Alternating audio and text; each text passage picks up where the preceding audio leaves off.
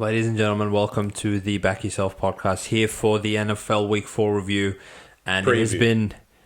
Now, I'm already reviewing it because I know what's going to happen. The lock of the week, baby, going for 2 in a row. But, yeah, I think it's been a very interesting 3 weeks to start the NFL. Obviously, very particular trends occurring.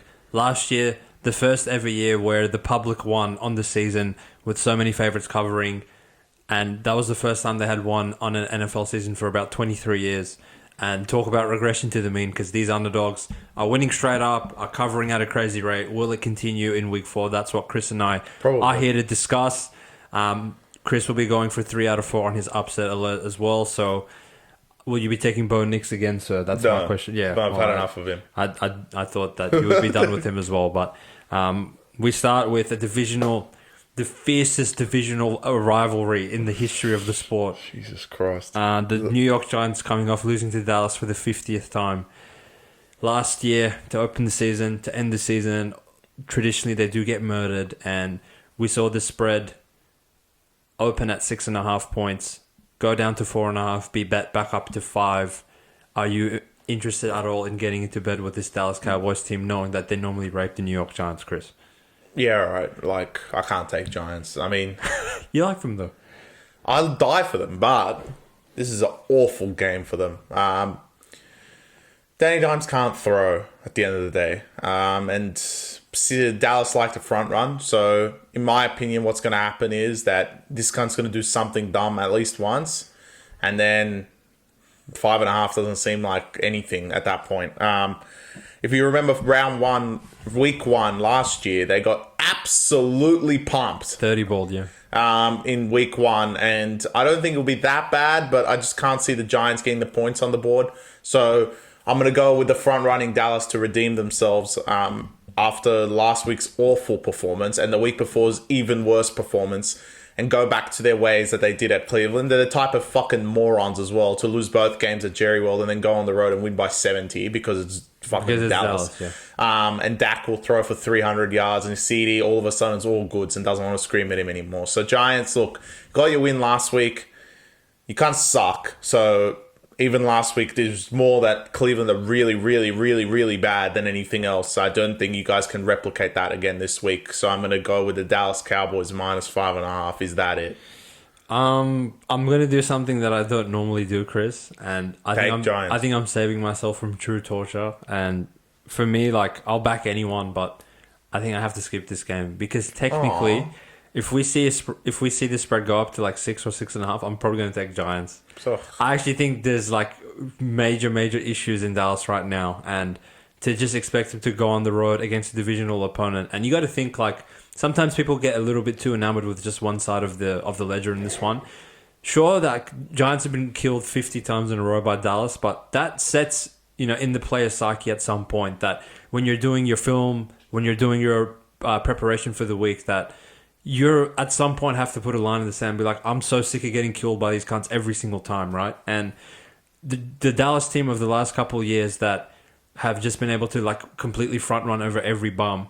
This year's a little bit different because now what Giants did against Washington in hindsight is pretty impressive to not concede a touchdown to those losers after they go and score 38 on prime time. And essentially Cleveland outside of the first series of the game did nothing for the entire game against these guys.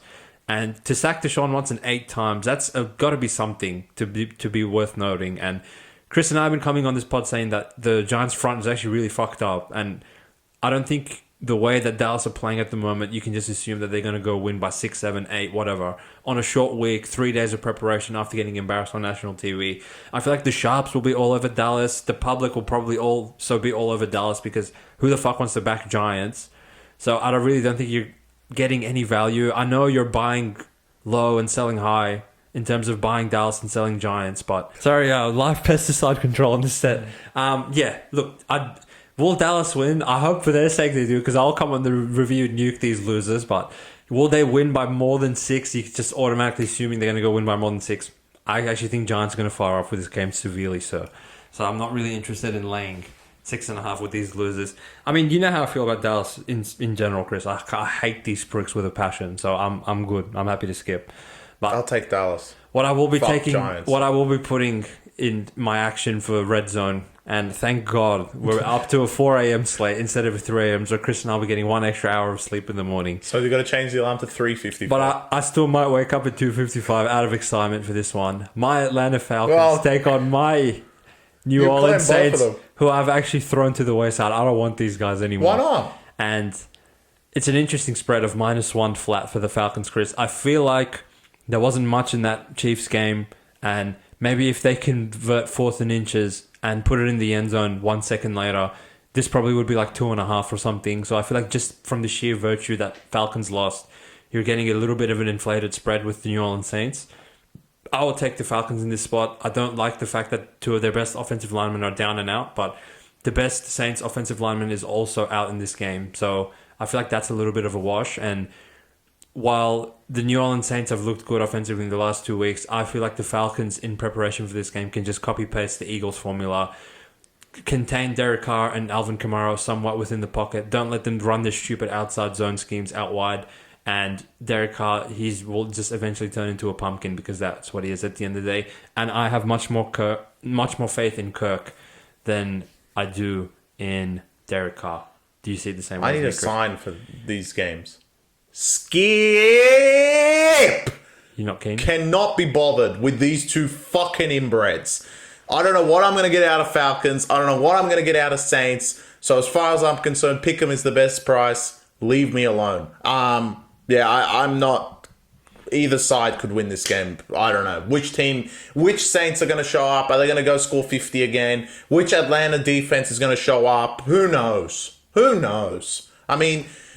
I really can't be bothered. If I had to pick one, I would actually say Saints. I feel like they've been absolutely pushed to the wayside after losing by 3 points to Philadelphia, and they were awful, but it was one game, and their first 2 games proved that they can actually score. And Falcons on the other side got a little lucky to actually even keep it close in the first place, in my opinion. Like last week, and on top of that, they've played a lot of hard games in a row. They've gone to Philly. They played Pittsburgh week 1, which wasn't easy. And then they've played KC. Can they continue just to back up like good performances after not playing any inbreds? I don't think so. And Saints on the other front, they played the easiest game of their life week 1. And then the second easiest game of their life in week 2. Week 3 obviously was a lot difficult, but it was in New Orleans. No reason to lose that game. I completely agree, but I think the value's with Saints here. I'll take the New Orleans Saints. Go Carb. Yeah. Look, I think a lot of betting is like being brave and not just going off what happened last week. So maybe I'm a little bit prisoner of the moment of, all right, Eagles turned it over on downs twice, threw a pick in the end zone, fumbled once, and UConn still lost to them. So like, if all of that equaled out and all the like horse shit didn't happen to Philly, who at this point had no AJ Brown and no Devontae Smith, so I don't even know who you bums lost to. Then Goddard, for God's sake. Yeah. But I guess that's incorporated into the price. There is a part of me that agrees with you, Chris, that both these comes is fucking beyond help. So it probably is better off being a skip. So I might have to think about that one a few more times. But do you want to get in bed with the 0-3 Cincinnati Bengals laying 4.5 at the Carolina Panthers, even though they just got raped by Chase Daniels on live television? If there's one team in the competition that I'm off, you're off Dallas, I'm off Bengals. Fuck these cunts. Yeah, you're off. How many years are you going to start 0-2, 0-3, 0-2? No, I'm good. Carolina, on the other hand, think they have hope. They're kind of like the Newcastle Knights of the fucking NRL, the sport that we watch, fucking down under. Now they think they can score. That's the problem. So now on the back of they think they can score, they've seen Cincinnati defend like fucking inbreds last week, and be like, they're probably like, fuck, we can score fucking 30 as well. This guy did it. Why not? So now that they have hope back in Carolina, they're playing a team that's 0-3. They could potentially go to 2-2, as bad as Bryce Young was. Technically, the value is with Carolina. This guy doesn't care about anyone. But I cannot be bothered. Another skip.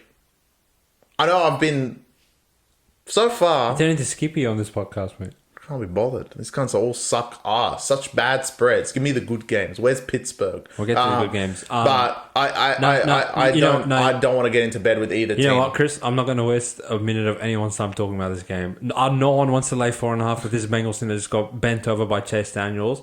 And I'm not taking Panthers either because these cunts won the comp. Next, the Chicago Bears, my Chicago Bears for this week. Shout out to Back Yourself Premium on this at a pick 'em price, knowing that, all right, Rams won the comp, which was really miraculous how they won. Like, as Chris encouraged you cunts to go watch it in the review, like, so much went right for this Rams team, and it, like... Absolutely finished. And that's what's going to happen to the Los Angeles Rams. So, I'm on board. -1, pick 'em, -2, -3, -3.5. They're going to go there and get fucking killed, in my opinion. They won the comp last week off a McVay absolute masterclass. And this team is tired. Let's just say it the way it is. They have nothing, and they've been pretty much competitive in most of their games. And as we saw after they were so tired after playing Detroit, they literally had one drive, didn't get it on 4th down, and then quit to Arizona. So, after winning last week, I will happily take the Bears at whatever price it is on game day. They're going to cover the spread. I believe in Caleb, even though he's been absolutely awful. But I really, again, it's kind of like week 1. I just believe in the Bears defense, and the Bears defense will hold the Rams at some point. And I just don't think Rams have the offense to beat the Bears defense right now. Bears, awful performance against Colts, to be honest. The defense actually played good, but Caleb was awful. He's going to bounce back at home. They've been on the road twice in a row. I'm sure they're glad to be back at home. They're going to go win this game. Yeah. Pick'em is fantastic price. I think even 3, the Rams are not going to cover. I agree with you, Chris. I'd lay anything up until 3, 3.5. All right, on the wrong side of 3. He's dead I now. probably wouldn't take that, thinking, especially considering you're taking Caleb Williams and Eberflus against Stafford and McVay. Like, at a certain point, you're like, all right, I can't lay that, but there's no reason to take Rams this week. These cunts are tired as fuck. Pulled out the, like... And you're only getting 3. Miracle of all miracles to beat San Francisco last week, and now they go on the road to Chicago in just, like, such an uncomfortable environment. It's against such a really, like, actually competent secondary, and if Chicago can get some pass rush on the no offensive line having Rams whatsoever, then I think it's going to be a long afternoon for Stafford and co. Bears, if you guys lose this, though, I'll be, like... truly questioning what the fuck, like, you. And why do they win week 1? Yeah, purely for me. Purely for you, I suppose would be the answer to that one. But maybe the next team will purely win for me and make my team go 4-0. Sam Darnold and the Minnesota Vikings, Skull Nation, baby, playing probably the game of the early window. Divisional opponents, NFC North competitors.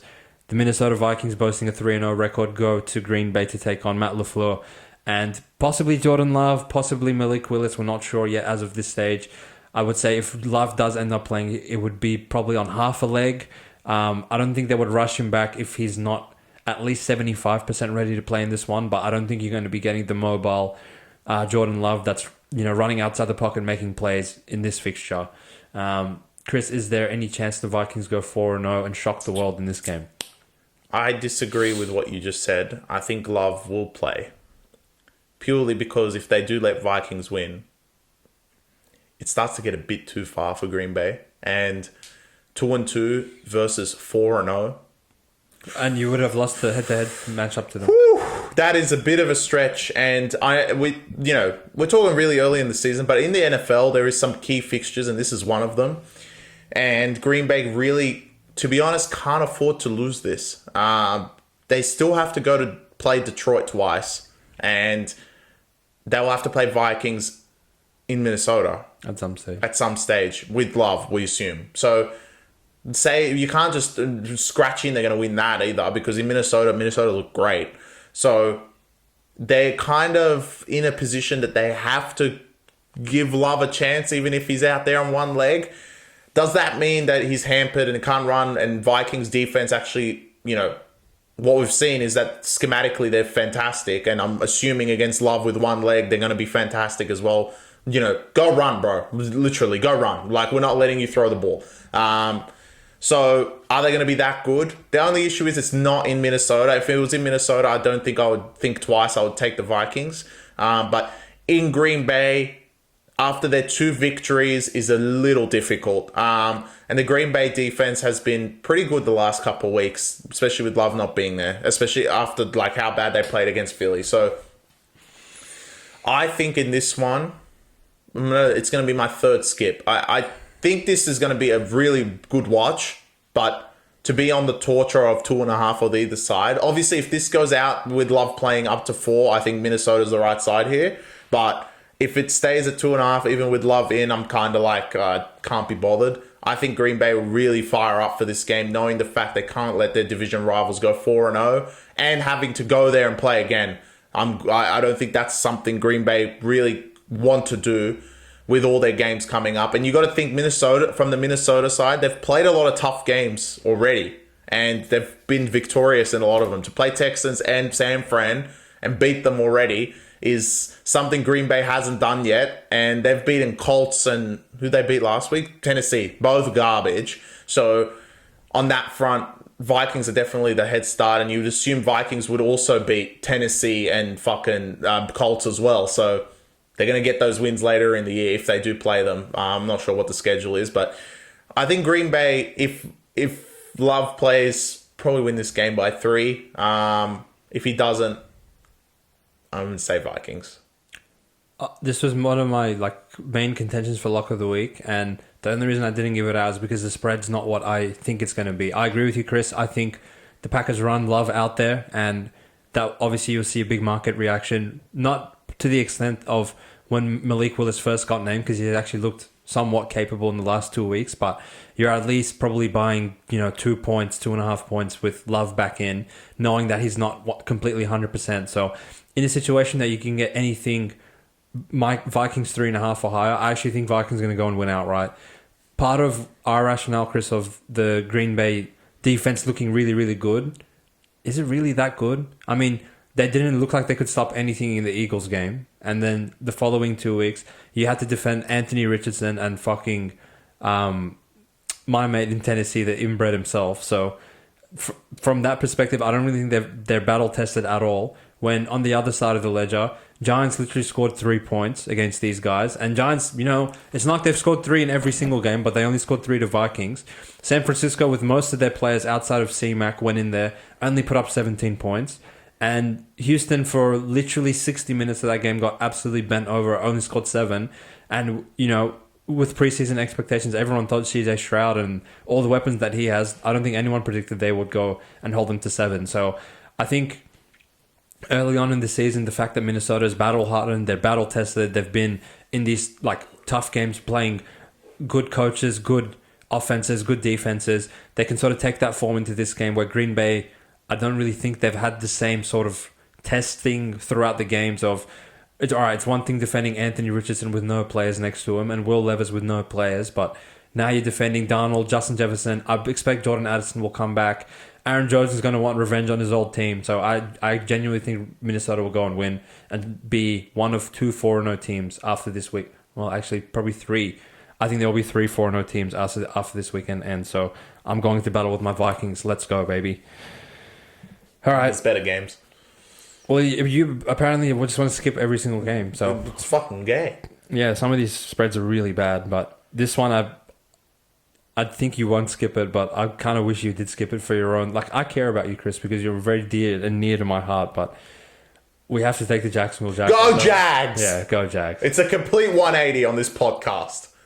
You cannot be +7 to a team that has not done anything. Really. And don't get me started. Jags haven't done something shit. But the reason they're not upset alert this week is because I genuinely don't think they'll win. They'll probably lose by something dumb. And 1 or 2 or 4 or something stupid. But you're getting 7 points.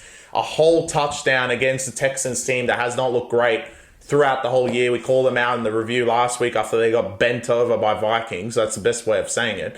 And I just don't think it's the right side to take. Why would you lay 7 with CJ Stroud? It just does not make sense to me. Even in the game in Houston, they weren't great. They may have won, but they weren't great. And I just think Jags finally, after fucking 10 months, might try for once. But again, if Jags evolve, and what I predicted last week is that they're going to go there and quit, they're just going to go to Houston and quit as well. And I truly believe they should be the dirt of the competition if they don't cover 7. So, with your rationale that they're going to go and quit last week, which actually panned out that, wow, they really quit, what makes you think that they won't just go and quit again? Division rivals.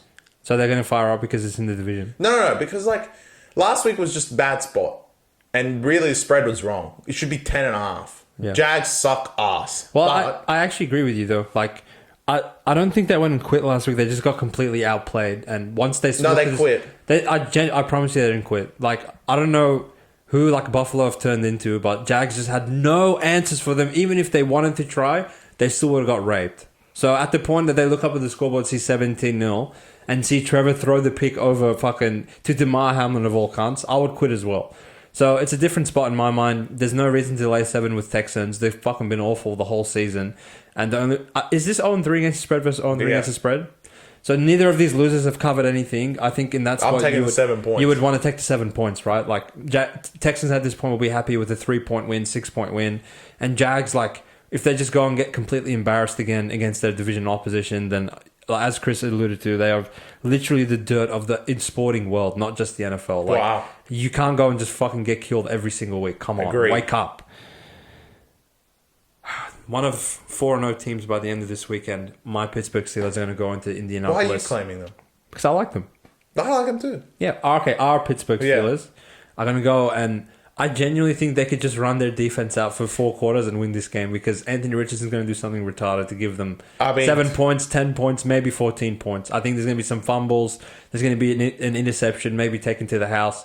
And from what I've seen from Justin Fields and this run game, they're not going to win them the game, but they're not going to lose them the game. So Pittsburgh at this point, while somewhat limited offensively, all they have to do is not fuck it up for themselves and the other team, like, depending on their opposition. If Pittsburgh, when they start playing like really competent teams, I think they'll be a little bit more exposed. And Justin Fields, when he gets in a state where he has to chase down, 7, 14, 17, you probably see like the worst side of him. But to play Anthony Richardson, like, I don't think Jonathan Taylor's going to be able to run the ball as well as he did last week. And if he can't run the ball, Old Mate's going to start fucking full sending it, and he's probably going to send it to the Pittsburgh secondary, in my opinion. So the spread now getting to 2.5. It's getting up there. I don't see it getting to 3. Shout out to Premium. They got Pick'em on this game as well, and I think the Pittsburgh Steelers will be getting a dub against. Is that it? Yeah. How many times is this team going to be underrated? When they get to 4-0, are you going to rate them? Incredible. The Colts are going to get fucking molested. I mean, you could say on the podcast right now, they might score 0. Yeah, they're really... I genuinely believe without the run game of Jonathan Taylor, which is going to be absolutely flawed. And you saw it last week with Chargers, is that they ran the most out of any team in the comp. Number one in rushing. And last week, couldn't run anymore, could they? They could not run the ball. And Colts are not that level of rush game. Obviously, this is in Indy, which is a bit annoying, but I trust my Steelers. They've been playing great all year. And the front is going to have an absolute field day against this front, defensive front. I mean, on top of that, even if he gets the ball away, he's going to throw it at someone anyway. So, and that's not his own team. He's not going to find Pittman. He's going to probably find Fitzpatrick, and that's it. I mean, I'm scared for Colts. I don't know how this spread isn't 3.5, to be honest. They're really bad. Yeah, again, like... It's interesting because the market just refuses to give any credit to this Steelers team. Putting him Pick'em at home to fucking Chargers. Now putting him Pick'em on the road, opening it. And I feel like it's probably public money that's pushed this to 2.5, not sharp money, because it actually stayed at Pick'em for a little time, and no one wants to fucking back Anthony Richardson, which I would probably agree with that sentiment. The cunt's not good enough. He's just not good to line up outside TJ Watt and expect him to go. And he struggled against the Bears defense. I can't. Yeah, they should at least be getting 3. There's no reason for them to go and beat Pittsburgh, in my opinion. And with confidence, I'm going to say, Bo Nix, round of applause for you. You went and you hit upset alert for Chris, and you had a little field day in Tampa. This is going to be like, you're going to go from heaven to hell, because going to MetLife and playing this New York Jets defense off 11 days rest with a healthy Aaron Rodgers and an offense that's starting to click, I think these cunts are a candidate to score 0 this week. Who's going to score least? Broncos. Wow, they're going to go there and get absolutely killed. They're lucky to score 7 points. Jesus. Yeah, I agree. Jets are in a very good spot right now, and like Hussein mentioned in the review podcast, the NFL did give them a layup with the 3 games they have, and they just need to take it. The first 2, they've taken it well, so there's no reason why they wouldn't take it again. Broncos also won the NBA championship, basically, in Tampa. Actually, they won the Disneyland bubble, because that's in Florida, Tampa. So they basically won the bubble ring, and now they're going to go to MetLife. after an 11-day turnaround from the Jets. Yeah, good luck. Bo Nix looks good, regardless of what happens this week. I still love him. I like him as well. But it's just, I just think it's a really bad spot. And the Jets, well, they've just need to do what they keep doing. If they literally play like they did against Patriots, Broncos have no chance. And I can only see a way up for the Jets. They're going to have to play better because Buffalo's in front of them and running away with it. So they also have a lot of incentive. Broncos, on the other hand, you're not going to win the division even though you won last week. So it's just for pride. And pride in this case is not going to be enough. Jets minus 7.5, 8.5, 9.5. I think even if it gets to 10, I'd take Jets. They're gonna win by a lot. I feel like in sport, especially in gambling, when one trend just seems like it's the easy money maker of the sport at the time, as soon as you start thinking that way, it'll flip the other way. So what do we have right now, 3 weeks into the season? Any degenerate at plus 6.5, plus 7, cover every single game, and they're winning at 65%. That's about to change in this game. I think like Denver, they're trying to appeal to cunts to take the plus 7 or the plus 7.5, but the spread's going to start going the other way. And I think on game day, you will see 7.5. The Sharps will come in, they'll take the Jets, and Denver's going to get absolutely killed in this game, which you wouldn't blame them, right? But no. Yeah, like just wrong place, wrong time for these losers. Don't show up. And I think this next team shouldn't show up either, and I hope you agree with me, Chris. The Philadelphia Eagles back to the scene of the crime at Tampa Bay against Baker Mayfield and co. How do you see this one, mate? Well, Tampa's the right side because I've actually predicted Tampa really well the last couple of weeks. Literally every game. I'm pretty sure we're 3-0. 3-0 in Tampa, and they're going to go fire up, aren't they? Because they're retarded. They're going to go and beat the Eagles again. This is going to be the least exciting upset alert of the year. But sound the fucking alarm. The Tampa Bay Buccaneers are going to redeem themselves for losing to Bo Nix and beat the Philadelphia Eagles. Eagles literally had so many chances to put away the Saints, but still fucked it up. And at the end of that, they still got the win on the board, which I don't think is a good thing for the Eagles. They still look shaky. Other than 2 70-yard plays, 1 rushing and 1 passing, they literally would have lost the Saints. So I think there's a bit of a facade in this game. Tampa on the other side have a lot to prove. To lose to Bo Nix by over 20 points is something new. Baker's going to go cook. I believe in the Tampa Bay Buccaneers. 2 points. Don't worry about the 2 points. Take them straight up. They're going to win this game outright and beat the Philadelphia Eagles. I agree with you, mate. Let's go Tampa Bay. Keep that upset alert streak going. And yeah, it is the scene of the crime because it was one of the all-time quit jobs in that playoff game where the Eagles just looked like they did not want to be on the field. And part of me thinks, all right, they're going to go and try and redeem themselves for that garbage performance, but they are really running low on troops at this point. Already, like, somewhat struggle winning on one-on-one matchups on the outside. Now you take away A.J. Brown, who probably hasn't been there for a good couple of weeks now. Devontae Smith's not there. We expect Darius Slade to not play as well, and we already know it's a really shaky and young secondary that struggle. And now you're going to take that secondary to go play Baker, Mike Evans, Chris Godwin, and co. Like, I think matchup-wise is just terrible for the Eagles. And you're laying points with them in Tampa Bay, so if this was to be played in Philadelphia, you'd see like -4, -4.5. And no Lane Johnson either. Like, they legit just have no players at this point. They have nothing.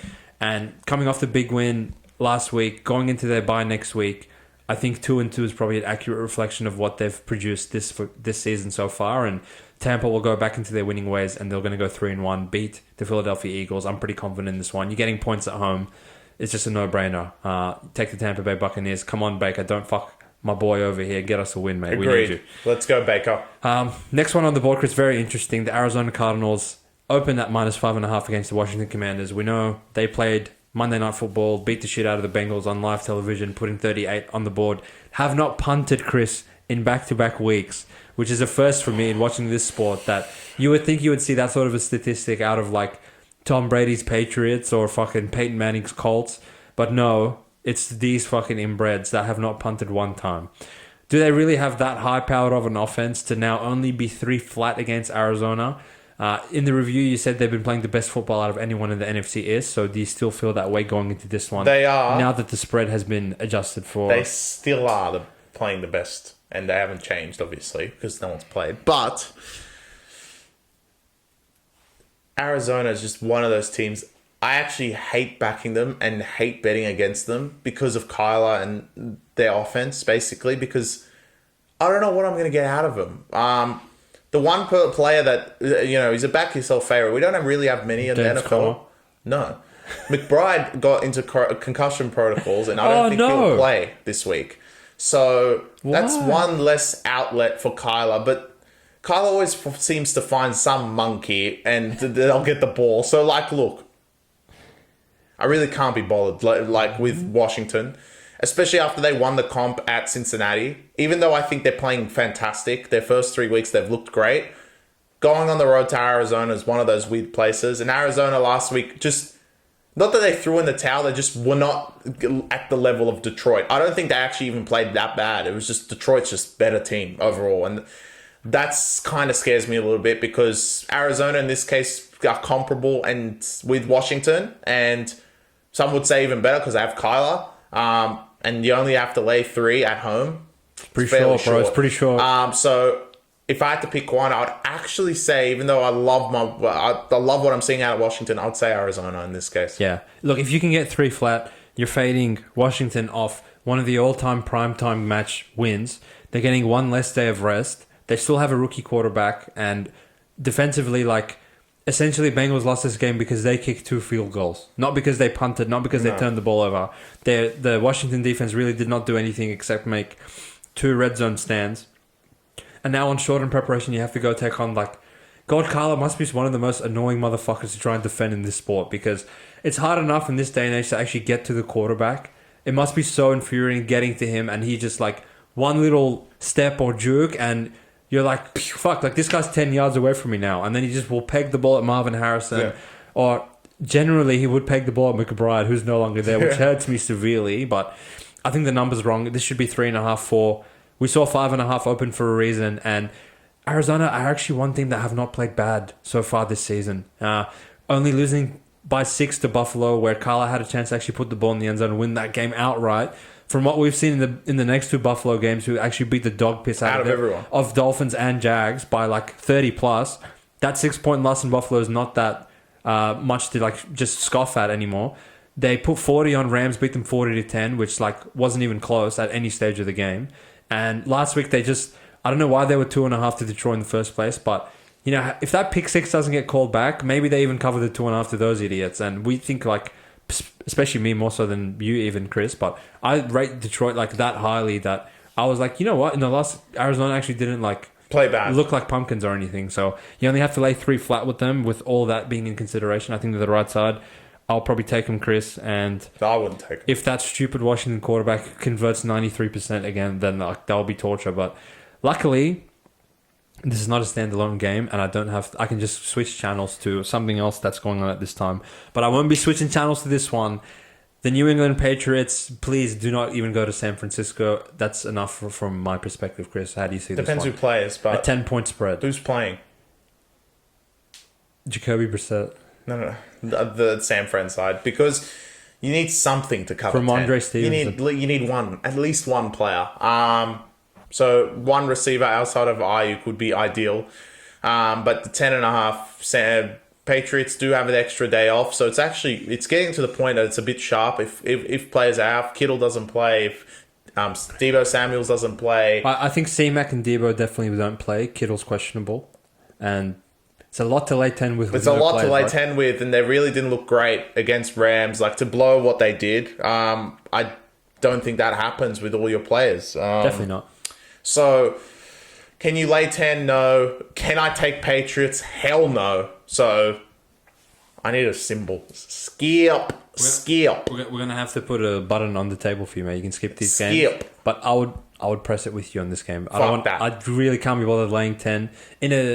This is actually the biggest spread of the whole season. So, I can't actually imagine what the spread would be if C-Mac, Deebo, and Kittle were all confirmed playing. Probably 14. Jesus. And then I would actually lay it. I would lay it. Oh, yeah. That would kill them. Yeah. But, why would San Fran go and try and beat these cunts by more than 10? They just want to win, right? There's no way. Okay, I'm on record. There's no way Patriots go there and win. Yeah. But we're just talking numbers at this point, right? And I don't think San Fran even give a shit. Coming off the emotional letdown of losing to Rams to go, and now they really all of a sudden cover 10 win by 4. Unless Patriots go turn the ball over a bunch of times, I can't be bothered. Yeah, genuinely can't be bothered. What I can be bothered for. Here we go. Raiders. My team, I called them out in the review. I said you're the dumbest team in sports, and I still feel that way about you guys, but this is just disrespectful. The Week 4 NFL Lock of the Week, my Las Vegas Raiders take on the beyond help Cleveland Browns at a pick-em price in Las Vegas, which implies that Cleveland are better than them on a neutral, which is just not true. Very few teams have quit on the season. The Jacksonville Jaguars are one of them, who are the only reason the Cleveland Browns have a win in their win column. And not far behind them, the Cleveland Browns, until about week 8 or 9 when Deshaun Watson gets fucked off out of this franchise for the rest of his life, the Cleveland Browns are going to go there and quit. The Las Vegas Raiders, while they're not great, they do have pride, and they will bounce back for Antonio Pierce. Put a good performance in. Minshew will play much better like he did against Baltimore. And that was just a good old-fashioned Carolina Panthers ambush. They will wake up to themselves, and they will win this game outright. And that is your lock of the week. Take the Raiders and come back and thank me later. Let's go, baby. That's the lock, man. Just win, baby. Just win. Well, look. Did you have lock of the week be Jacksonville against Cleveland? No, God, no. No, I had Panthers of War. Oh, okay, well, that's true. But Panthers, I mean, wow. But, okay. I agree. This shouldn't be pick'em. Should be 2.5. Cleveland are really, really, really, really, really, really bad. And Jacksonville gave them a win. Like I said, the big different story is that Jacksonville are getting 7 points in this scenario. We say they're us. At least they're getting 7. These guys are getting 0. These guys are getting nothing. Nothing. And I trust the Raiders to bounce back like they did against Week 1, which they actually didn't play bad Week 1. It was Minshew threw the ball backwards. Week 3, they were awful. They were really bad. So, Antonio Pierce did come out and say, like, the cunts really need to wake up, and I think they will this week. Good luck, Cleveland, going there and get fucking killed. And when you look at both these teams, right, like, Raiders are deficient in a lot of ways, but they have strengths, right? Their defensive line with Max Crosby and the boys, they can get to the quarterback and they can stop the run relatively well. I don't know why they just quit the Panthers like that. Like, in the other games, they haven't done that so far. Exactly. But on the other side, like, all right, you're down 3 Pro Bowl offensive linemen. Add another one from last week's injury report to this Browns team. Myles Garrett has come out in week 3 and said, I need surgery on both of my feet, but I'm still going to keep playing, which his impact has just been completely negated because he's out there playing busted. And there's just, like, no semblance of offense in these guys because Watson... Even on the snaps that they block well for him and give him time in the pocket, he's just... Watson is wow. He's so bad, bro. He's so fucking bad. So I think, like, he's going to have pressure in his face for a lot of this day. They're not going to be able to run the ball very well. There's no offensive line to even block for him in the first place. As long as Minshew doesn't go and just completely fuck it up, there's no reason for Browns to go and be a pick-em price to this Raiders team. I really, like... We'll have a stupid amount on Raiders. I like them as well. Agree. Go Raiders. Go Raiders. We're almost done on the slate, Chris, but this one's really ugly, but I'm going to take it because I'm really sick of these pricks. And after, like, having 3 very difficult games to start the season, this is, like, I know it's within the division, but there's no reason for these guys to go win by more than 8 points. So in saying that, I want to take Heineke and the Chargers at plus 8.5 against the Kansas City Chiefs because while Herbert is much better than Heineke, the way that Jim Harbaugh has been calling his game is just to run the ball 60 times. And last time I checked, Justin Herbert is not the running back. So as far as I'm concerned, they're inflating the spread by 5 or 6 points because Herbert's out. When there's no difference between me handing the ball off to the running back and Herbert doing it or Heineke. So you're getting 8.5 on a team that is really bad, but Kansas City has not, like, shown the high-powered offense of previous seasons. If this was Kansas City with, like, a healthy Travis Kelce from 2 years ago and Tyreek Hill, I would lay 14.5. But now, like, I know Jim Harbaugh's going to run the ball a trillion times. Kansas City's probably going to do the same thing because they just don't even give a fuck and they just want to win and go home. I think 8 is a lot to, like, lay in this situation in a divisional game in LA. I'll probably have to take the Chargers and I'll just be watching the Raiders game while this is on because I can't bear to watch Chargers. But that's my thing. Skip, again? This is one of the biggest ones. I would hit it as hard as I could. Who cares, first of all? No one. Second of all, Chargers are the type of inbreds to lose this game. Exactly. I promise you. This could be like greatest prediction. They'll lose this game by 10. Exactly. The fucking morons. Yeah, no. Without Herbert, even with Herbert, I'm good. Kansas City, I feel like you've underestimated them. And they've been lucky, I agree. But they're 3-0. And they will be 4-0. There's no way Chargers are going to win. So, in my opinion, Chargers are nowhere near the matchup that this team has been playing. And 8 points is a lot, but Chargers without Herbert are awful and awful. Yeah. Fuck, they're so bad. And I just think, like, literally, I know it's a divisional match, but because Kansas City has raped them so many times, I don't even see, like, they shouldn't be in the same division. Yeah, Chargers are really bad. 8 points is not enough I think this should be 10 and the Stanford game should be 8 in my opinion. So gun to your head, would you lay it with Chiefs? Yeah. I think that's fair. 8, is that it? Just looking at things on paper, like, Chargers, fucking, they have nothing, man. They literally have nothing. But I think Chiefs just don't even give a fuck. I think part of them, like, having absolutely nothing will make Chiefs be like, all right, like, just give us another win. Like, well, I don't give a fuck about beating No, I feel like that's next week when they play Carb. Oh, God.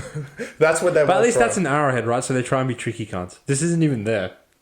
Yeah, but... I don't know. Look, I said Kansas City is, like, a lock to win week 1 because it's Lamar. He's a fucking donkey. And they won. And then I said take Bengals line. That covered pretty easily. Last week, I thought Falcons were a bit unlucky to not cover. You know, Chiefs probably deserve to win. So I think, like, my hatred for Chiefs hasn't really clouded my judgment on them. Maybe it is this week, but I really just... Well, next week it will because you're going to take Carb. We'll get to next week. Carb, like, I've never jumped off a bandwagon so fast. This guy really, like, pissed me off, man. But now we're on to the double header of the century. No. There's one more game. The game of the decade. Isn't that it? No, mate. This is prime time. Oh, Baltimore at home. Oh, fuck. I can't forget. To the Chiefs. Buffalo, yeah. I know. Look, I'm actually not going to get into this because this guy is the most bullish on Ravens I've ever seen in my entire life. No, not anymore. Why not? Before the fucking Buffalo game I was, but after watching them, fuck that. These cunts are possessed. Oh, well, all right. But you do like your Ravens, and I think Buffalo has played excellent in the last 2 games. They've been the best team in the NFL so far. But I will take the Ravens minus 2.5. Buffalo, the sting will finally go away, I think. This is the 1 week that I don't think it's going to be as easy as you think it will be. Yep. And, yeah, all right, just run the ball, give it to James Cook. Baltimore is an experienced defense, and I feel like that's what's really going to happen. And they're going to stop the run. Maybe not that successful, but if they do, then good luck. Because without the run game through Buffalo, they're going to really struggle in this match. Baltimore on the other front, Lamar...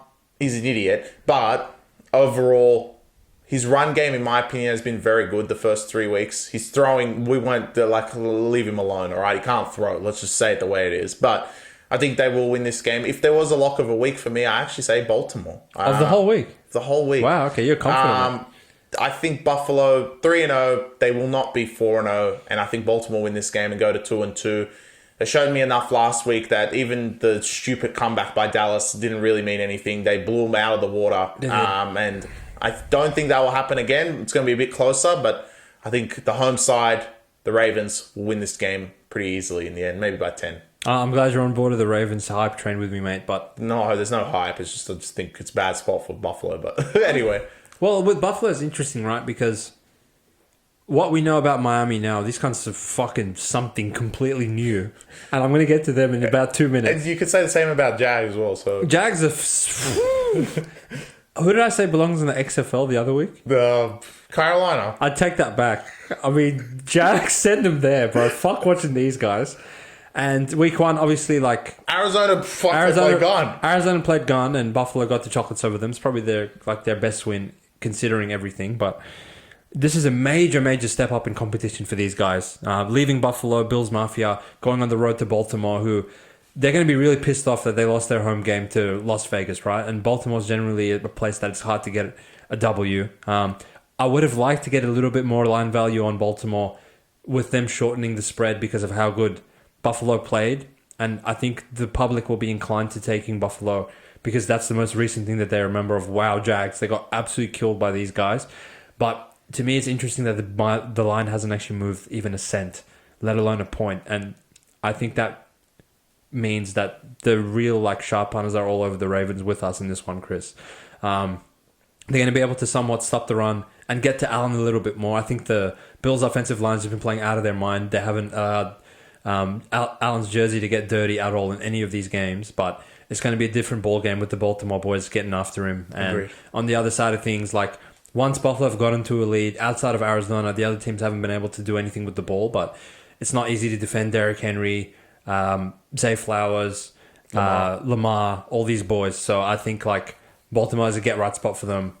They're going to ride the momentum of what they fucking beat the dog piss out of Dallas, and they're going to go home and back it up again. I think they'll be covering the 2.5. I actually genuinely think this could be a game that Baltimore win on the siren and they win like 27-24.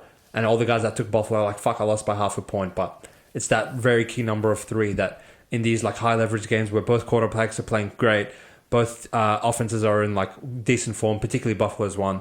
Whoever gets the ball last might win. And I think I would like to take Baltimore in that sort of situation. I trust Lamar. I'm going to say they're going to win by 10.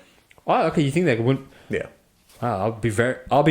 If your prediction comes true, Chris, you have to be very impressed with Baltimore if they go win by 10. Yeah. But when Lamar gets to the stupid games, when actually he plays like an idiot, right? Make sure you guys tune in for the fucking NFL playoff previews for 3 months from now. We'll get to Lamar, but anyway, for now we're in week 4, and week 4 is a spot I trust Lamar Jackson. Let's go.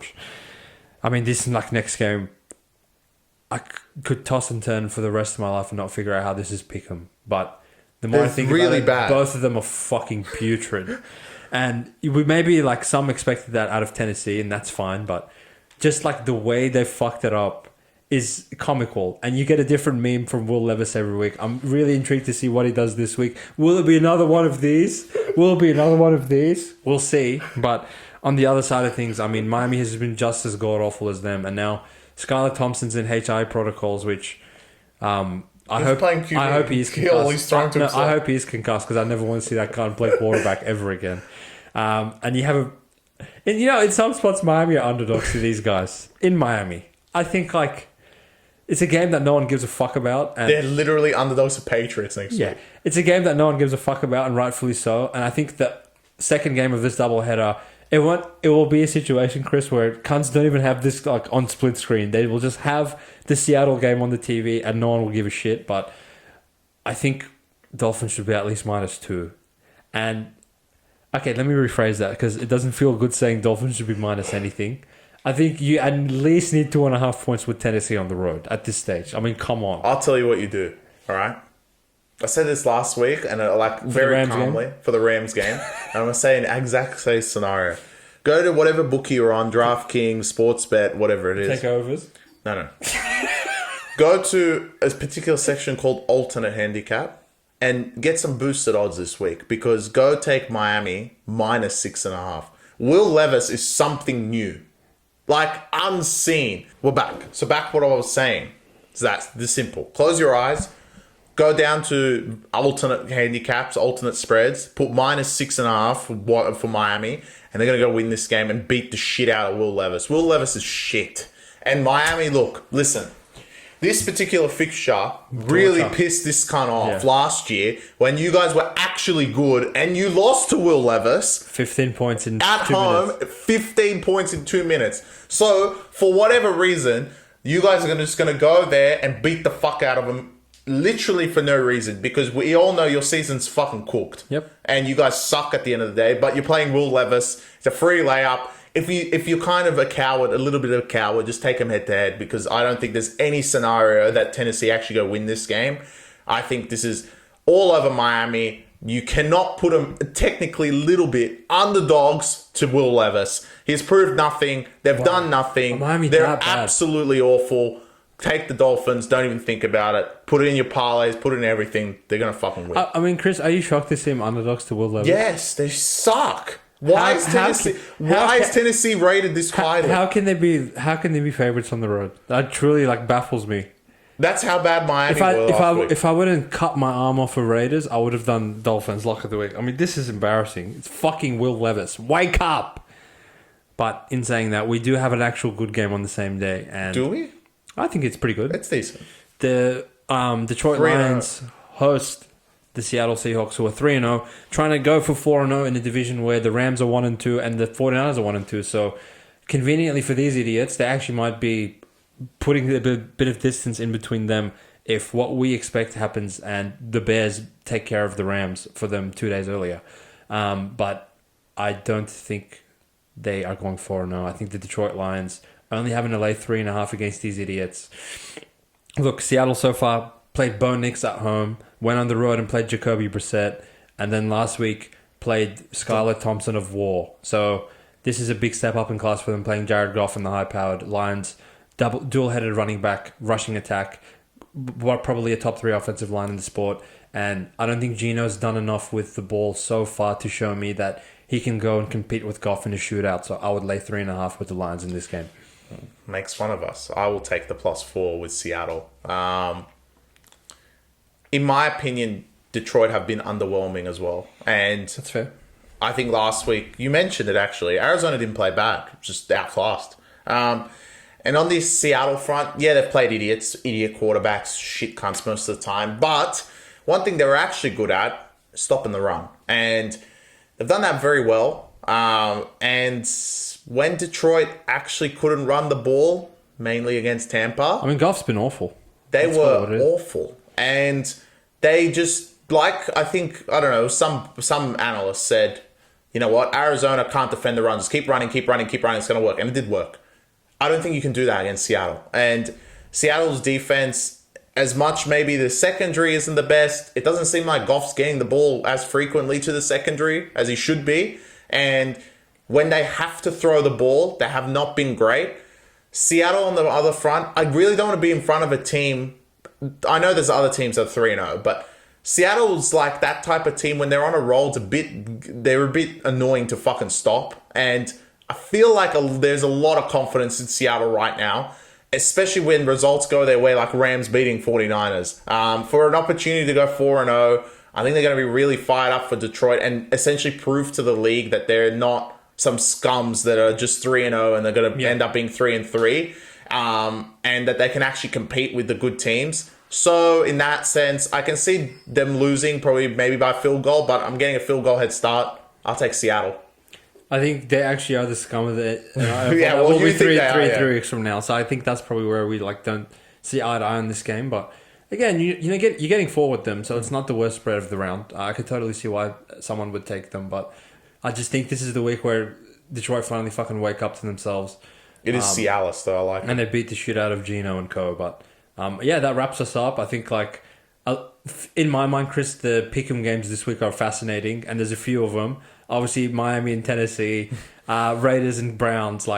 I'll be really watching them with an eager eye to see who's so garbage that they would lose those 2 matchups. But is there any particular fixture that you're excited for? Obviously, the Ravens one is going to be Ravens will be great. Green Bay Vikings is definitely up there. Game, fantastic game. And to be honest, prime time.